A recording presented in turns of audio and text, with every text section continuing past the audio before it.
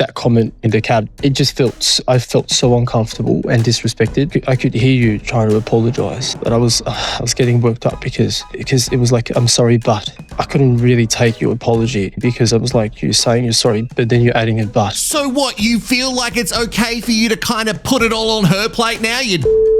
No. You want the trash, I got it all for you. Let's rehash the mess together. Hello, I'm Wilko and welcome to Rehashed. I know I've been missing for the last couple of days, but it's because it was my birthday. And also I'm completely packing up my life and moving it across the state border. So some things are going to be a little bit slow for the next couple of weeks.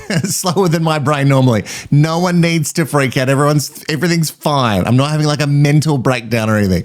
Well, not yet, but maybe soon. Maybe if I have to pack another box. Thank you to everybody who sent donations and also just sent their birthday wishes. It made me feel very loved as I turned 39. Oh, so very close. When's the downhill bit? Because people say downhill as if it's a bad thing, but I'm actually really quite looking forward to it, to be honest. You know, I don't like walking uphill. By the time that this episode goes out, there will be a live show just around the corner, so make sure you don't miss that. It'll be all the trash, mess and drama that is happening for Married at First Sight Australia Season 12. Everything's happening off screen. Before we get into this episode, just a trigger warning with some of the contents of this episode of Married at First Sight might be triggering to some viewers. And I just wanted to give you a heads up so you have the option to stop watching now. And that triggering part is starting straight away with Paul and CARINA. So on her way back from a day out, CARINA wanted to put on a song in the cab or the Uber, and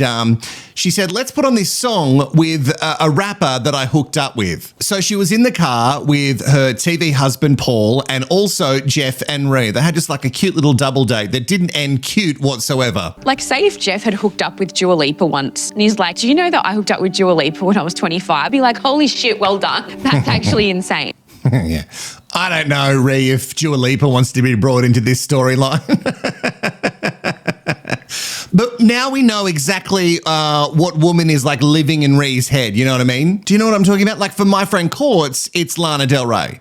Like she is the pinnacle. She is like the hottest. It encapsulates, the most incredible package. And for Ree, it's Dua Lipa. So Jeff, don't you dare. Not now. Like before, she would have been happy about it, but maybe not so much now. Okay, so the story goes that they're in the cab and no one's kissing Dua Lipa, not just yet. CARINA goes, let's put on this rapper that I banged once. Pray tell, I would like to know more about this rapper that you hooked up with, CARINA. I'm obviously different to Paul. Paul apparently gets offended and doesn't want to hear anything about it. CARINA apologizes for nothing, mind you. Everyone has themselves a little sexy life before they meet their current partner. You know what I mean? Like, did you go into this thinking that your TV bride was going to be a TV bride virgin? Come on, Paul, it's 2025, baby. As CARINA is trying to apologize to him and also get him to calm down, which clearly didn't seem to work, Paul punching a hole in the wall. Punches a wall. And if it wasn't such a serious thing that he'd done, I'd make a joke about him punching the crisp white wall in the face,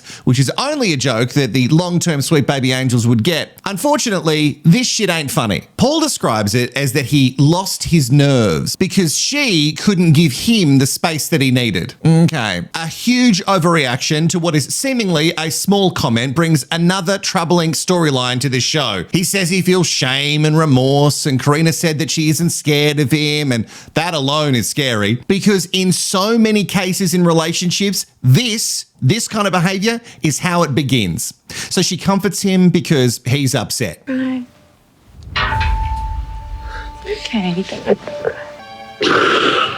Maybe you should check on her quick, mate, instead of having a little cry. It's like, when can he speak to you? How are you feeling? I'm so sorry. I should have never reacted that way, I swear. It's just good. I just don't.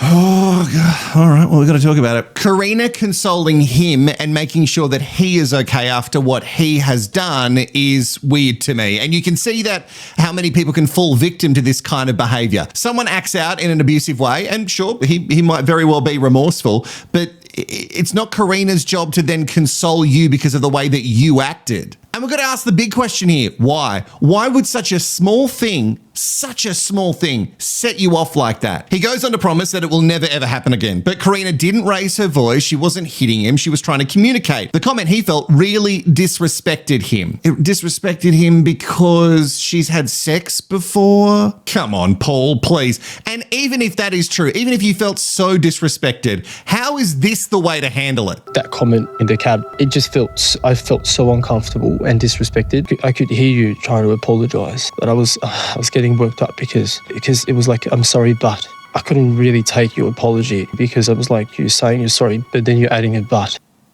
So what, you feel like it's okay for you to kind of put it all on her plate now, you dickhead? No, you don't get to act out like a fuckhead and then go, yeah, but when you were apologizing, it kind of sounded like I'm sorry, but, so I decided to punch a wall. That behavior is completely unacceptable. You can't just say, oh, I felt disrespected, and then when you were apologizing, I didn't feel it was good enough, so I got angry and punched a wall. And then you also blame her because she was trying to communicate with you and you just felt smothered. So you punched a wall. Nothing that Carina did justifies you punching a wall. So yeah, in my view, he's kind of blaming her for the escalation of events, which is gross behavior. You can even see the little cuts on his hand as they're holding hands on the couch. All this behavior is extremely troubling to me, but chuck your thoughts in the comments below. You were really angry at me and you were like, well, if that's what you want, then just, you go like, I'm your wife, and you were like, yeah, then leave, and you just hell upset at me, and that's why. That. Relax. You are so dramatic and it's pissing me off. I'm getting angry. I punched her out of thin air for nothing. Oh, shit, he's really going to double down on the blaming her. Oh, shut up. Shut up, mate. Oh, yeah, so I punched a wall out and I punched a wall for no reason. I don't care what the reason is. Nobody does. The way that he is trying to make it seem like she escalated this and it's all on her is so disgusting. And I'm not saying that it's always the guy that's in the wrong. There are so many times that we have seen it that women are very abusive to men and things escalate because women are abusive. But it doesn't give the man the right to act like that. It doesn't give anyone the right to act like that. I don't care what kind of relationship you're in. The way that you reacted to such a small thing is the problem. And you haven't addressed as to why you reacted, nor did you say, hey, I don't know why I got so disrespected or felt so uncomfortable with that comment, and I really need to figure out exactly why that happened.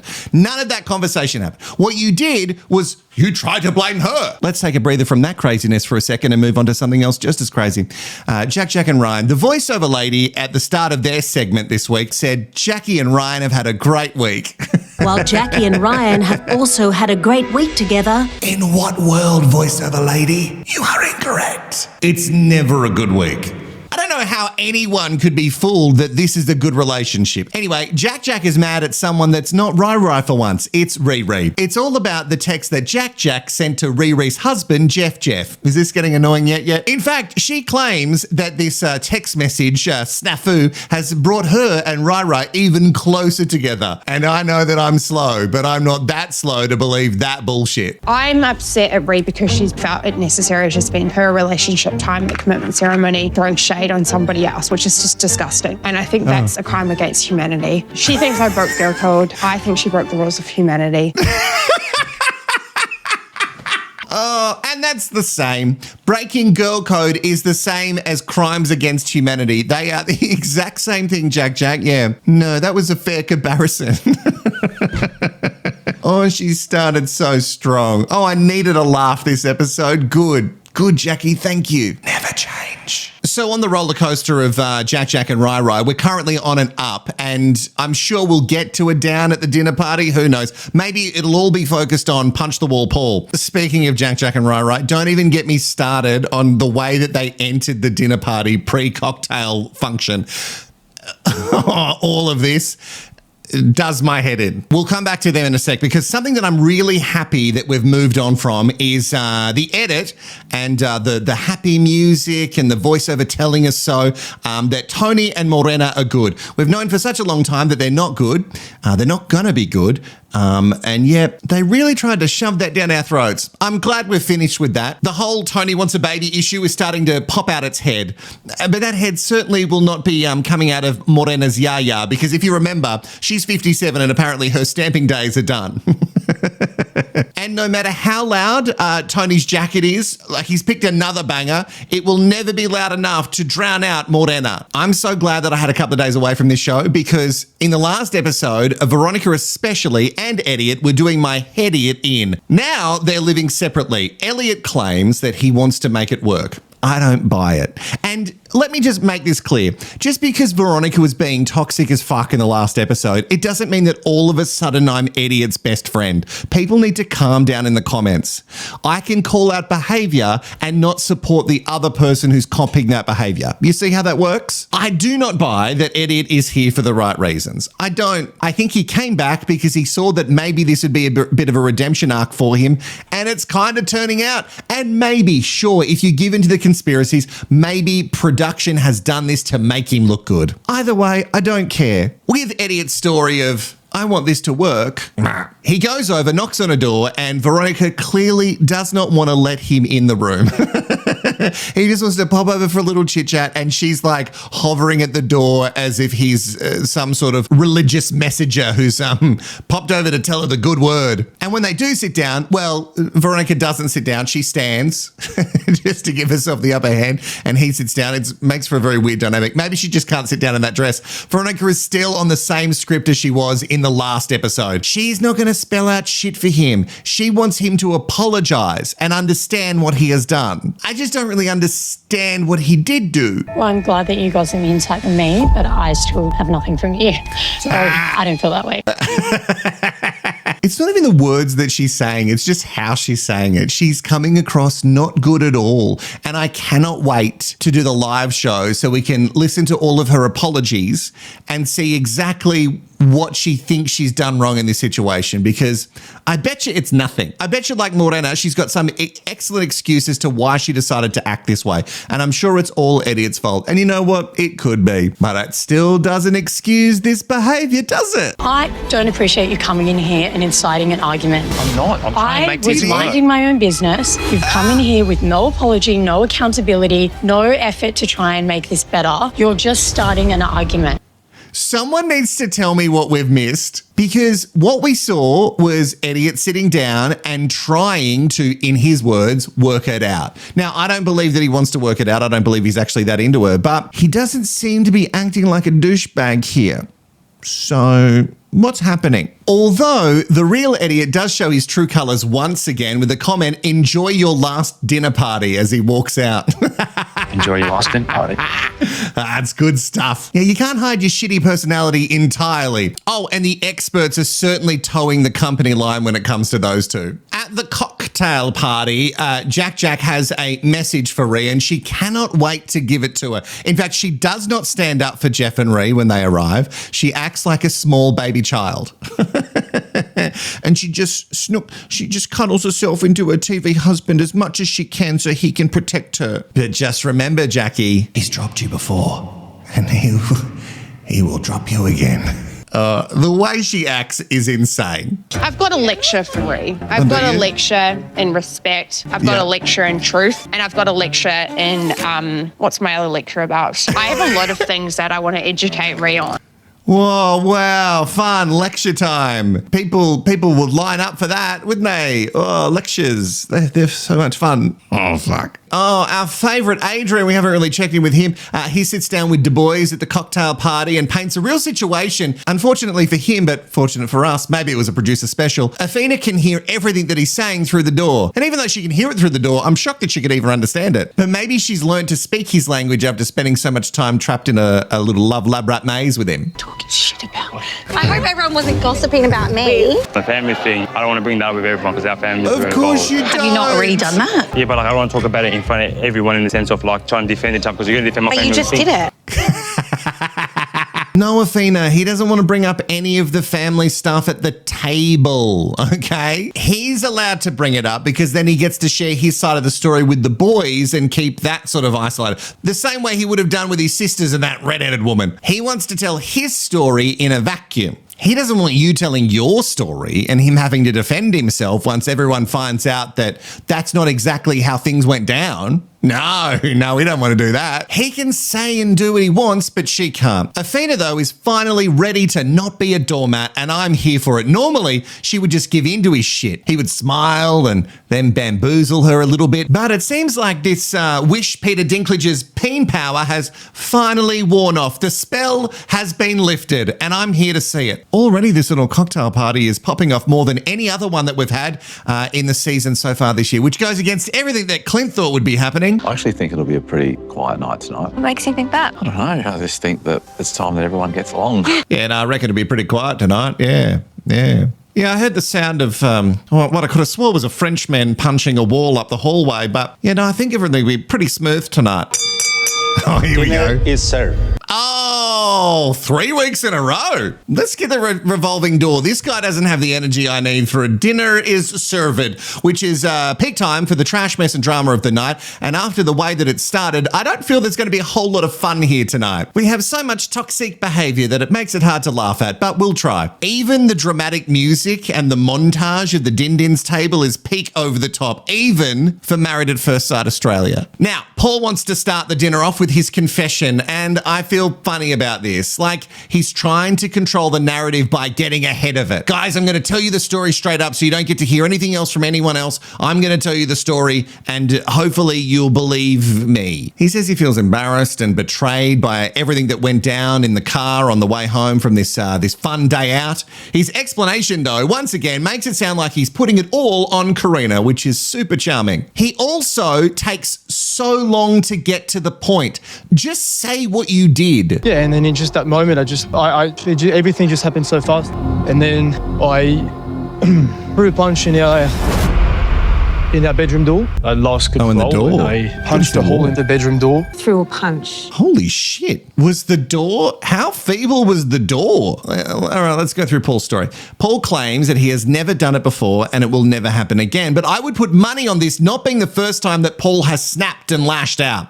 At his age, this doesn't just come on. Also, the experts. Did you notice the energy in the room change? Yeah, the guy punched a fucking door. I should hope the energy changes. Stupid comment. Now, I get that this is a really tricky situation and production probably fell down on the side of what CARINA wanted. So CARINA's saying that she doesn't feel scared of him and she feels like it's fine to have him in the apartment with her, even though they were separated. I'm assuming production did that for safety reasons. But again, you show violence like that where you punch something where it breaks, I feel like you should probably leave. Then again, Domenica got to stay after she smashed that glass at the retreat. Anyway, I want your thoughts in the comments below. My biggest question is, even though the boys in their pieces to camera off to the side are saying, this shouldn't happen and there's no excuse for it and yada, yada, yada. And they say that they're incredibly disappointed in him and they can see that he's upset, but nobody is digging down on why. Well, just because your ego is a little hurt because you found out that she had sex with a rapper. How do we get from there to wall punching? Unless we dig down on exactly why he acted like that, he's most likely going to do it again. And I get it. People get mad and we shout and we get upset and animated. And sometimes we get to a point of fingers out, but we don't punch things. If you're getting to the point where you have so much frustration where you need to punch something, something is wrong. And that's kind of the end of the story for the night. The experts say that it's bad and naughty and he shouldn't do it. And I guess, in fact, I really hope they're going to talk about it on the couch. And I really hope that the edit shows exactly what the experts are saying. Because if you're going to show this behavior on television, then we need to show him being reprimanded and exactly what people should do in this situation if they find themselves there. Because if people see this and go, oh, that's how my partner acts, and then they see CARINA and they go, oh, well, she seems to be fine with it, I should be fine with it too, that's not good. Let's move on to something else that's very toxic. It's Jeff's fault, actually. He asks how Adrian and AWHINA are doing. Where you guys at the moment, AWHINA? Yeah. That's on you, Jeff. Now we have to listen to it all over again. And obviously it starts with Adrian not taking responsibility for anything, and it's just getting so super boring now. He wrote stay and then did fuck all. Like, what have you done to show up? How have you shown up? How have you shown up? Like, she's not seen it. We went for a walk. I said, hey, come for a walk together. So that was me trying to make the effort. I've been showing up. I asked AWHINA to go for a walk. Shut up. What? And then And then so I said, let's watch a movie tonight. Did we watch a movie? Yeah, because we finished late at 10 o'clock and we got tired. So you didn't? Yeah, so we didn't watch a movie that night because it was late. I messaged her and I was just like, oh, hey, let's go for dinner. So we can sort of come to terms. No, she came in late. She came in late, so we couldn't do any of the things. Wait, okay, so you took her for a walk. And I get it, my dog loves those. You took her for a walk. You said, let's watch a movie, but you didn't watch a movie. And you said, let's go out for dinner, but then you didn't go out for dinner. What the fuck?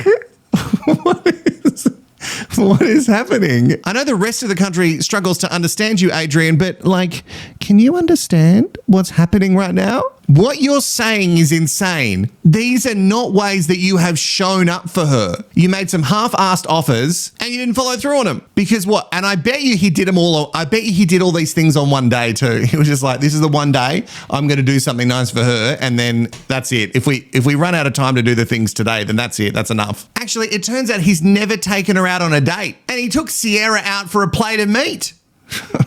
Which I still haven't figured out if it's a euphemism or not. We went to Nando's. Plot twist. Yeah, we went to Nando's together. Yeah, well, that's pretty romantic. If you've never had the peri-peri, talk about aphrodisiac. I don't know, I like Nando's. To be fair, I haven't been to Nando's in a very long time, but for a while there, Nando's was the spot. So maybe Adrian's just living in another time, like him being in high school. Everyone's missing how I'm feeling. Has anyone heard what I need? Do I not exist in this relationship? Do my feelings not exist? Do what I need not exist? Everybody's missing how he's feeling. You don't know. You don't know how he's feeling. It's all about him. What? Who cares about AWHINA? She needs to be barefoot, pregnant, in the kitchen, cooking him a meal, and then shutting a gob. Come on, mate. Grow up. Take responsibility for something. Just one thing. Just one little thing. At this stage, it seems like at the table, he's just shouting into the void because nobody is listening.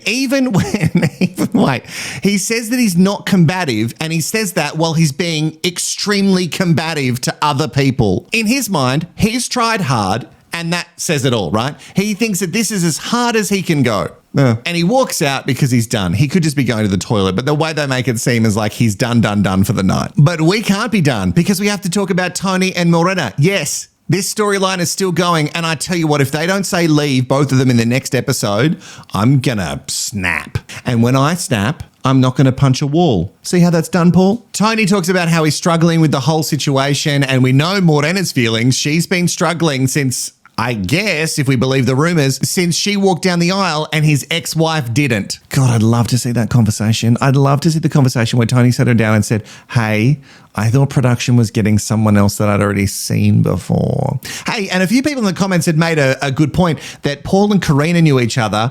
Jeff and Riri know each other. It's not a crazy stretch that maybe Married at First Sight were going with a whole, like, they knew each other beforehand. And how does that make you feel, Tony? That your ex didn't want to be your current again? You've had that from day one when you found out I'm 57. No, enough. Don't even bring it up. You guys weren't at the wedding. You weren't there. I understand that you wanted someone young. Oh, I know now why. Because we found out our family and friends. He would like to have a baby.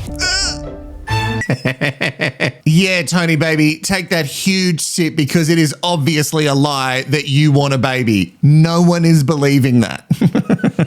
The table is shook. The experts are shook because nobody's heard before that Tony apparently wants a baby. Well, he's tried for years with cousin Stephen, and you know what? It just didn't work out for him. Maybe that comment paints too much of a picture. For 1 second, though, maybe we get to see the real Tony. You know how beautiful you are and how pretty you are? But your personality gives me the shits, man. I've got a lot of love to give. I deserve that back. I know what I'm looking for, and it's not to have a baby. Her stamping days are done, guys. Stop asking her to have babies. She has finished. She is 57 years of age. There is a lot of drinking of the wine, and directly after this bit, there's the whole montage of wine being poured. In this part specifically, there is so much missing from the edit. Nothing is resolved from that chat. Nothing. We get nowhere because I guess they assume we're meant to resolve things on the Commit Me couch, and still we don't. They don't resolve anything. They just go, let's get to the decision. And then they hold up their little placards and that spells the next week for them. Really, what was the point of that bit? We learnt nothing. Morena hates Tony, or maybe she just hates Tony because she wanted to love Tony and Tony didn't want to love her. And maybe Tony's doing a really great job of hiding himself, you know, at the right times, or maybe the edit is hiding his aggressiveness or passive aggressiveness. I don't know. But the way that Morena is acting is a lot. Is too much for me to handle. I don't disagree, Morena. You deserve love. But maybe you can only have that after you've done a bit more work on yourself. All right, it is time for us to focus on Lauren and Clint. Apparently they're good, but it's not about them. It's all going to be about V and Eddie anyway. Actually, before we get there, note how Jack looks at Clint when he's speaking. Did I say his name right that time?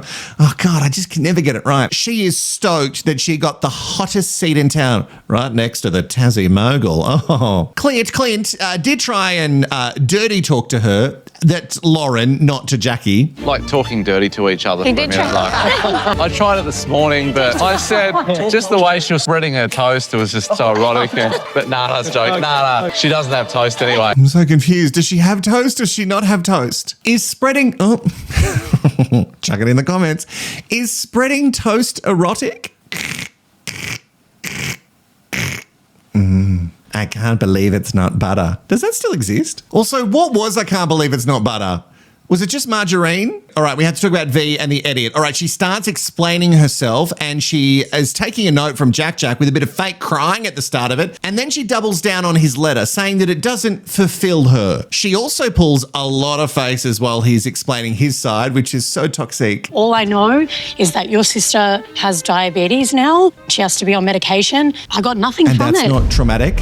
So my pain isn't good enough. What was your pain though? It was the fact that it was the person that I care for most in the whole world, my baby sister. That is something that's quite significant. It is a bit unfair to be like, well, that's not empathy. That's not enough empathy. I never said that's not good enough. I said to you, maybe that's all did. you've got. But at the time, I was disappointed. I think Elliot can learn so much. No, you but what approach can I learn from things. Elliot? Maybe to be patient.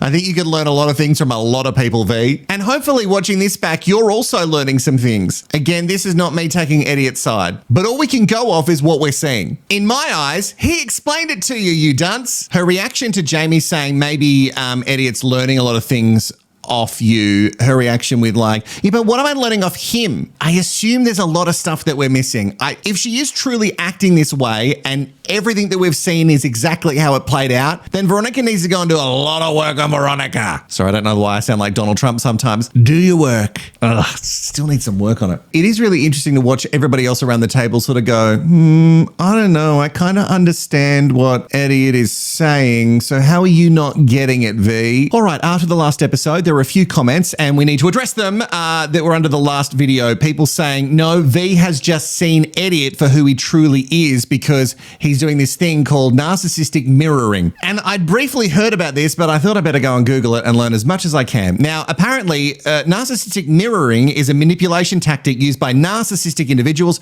to create a false sense of connection with another person by mimicking their thoughts, feelings, interests, or behaviors. What I can gather from the comments is that people are saying, no, what Elliot's doing is taking the things that happened to his sister and then he's trying to put them on his own life to make him seem more like a real person who's not a narcissist. Now, again, this, just because I've said the word narcissistic for people who think that I'm like diagnosing people, I'm not. I'm just explaining. I'm not saying he's a narcissist. I don't know that. I can look at his behavior and say it's not good. And I don't know if this is what he's doing. All I know is the way that V is acting like this, like I can't say that, oh, well, she's definitely seen narcissists before, so she knows how to handle them. I don't know if that's it, because most of it seems like a huge overreaction, unless it is so highly edited that we are missing all of the toxic stuff that Elliot is doing. But you can't just diss someone for showing their feelings, even if you think they might be false. Look, I don't hear the words for Veronica that she wants to make it work when they are pressured around the table to say, do they want to do this? And Elliot only gives a meek, yep. And then they kind of half hold hands.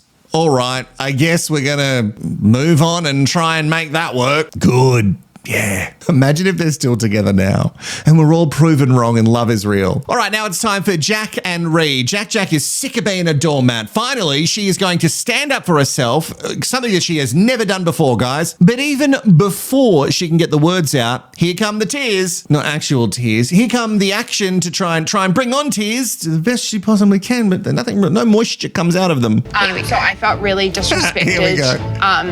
That's all right. It's all right. It's all right. I actually feel really disrespected. And no, I'm fine. It's crazy how she can cry and then boom, be fine. She goes into the whole text thing, and apparently Ree took it way too far. Now, Jack is letting a lot of things slide with Ree, okay? And I felt like I actually didn't owe you an apology. First of all, let's keep digging yourself. Ree, please let me speak. I actually let a lot of things slide with you. I even apologized for. But you're not sorry. She's not sorry. She lets a lot of things slide with Ree, okay? She doesn't owe Ree shit, okay? These text messages, I've seen them.